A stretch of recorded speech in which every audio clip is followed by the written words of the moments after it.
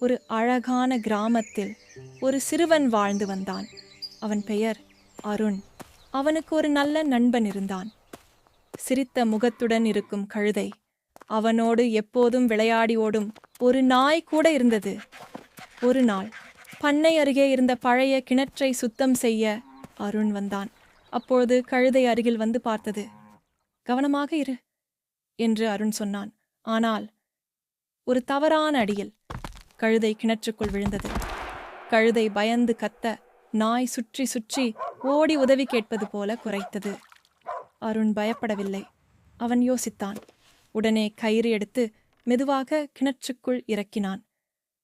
பயப்படாதே நண்பா, நான் இருக்கேன் என்று அருண் சொன்னான்.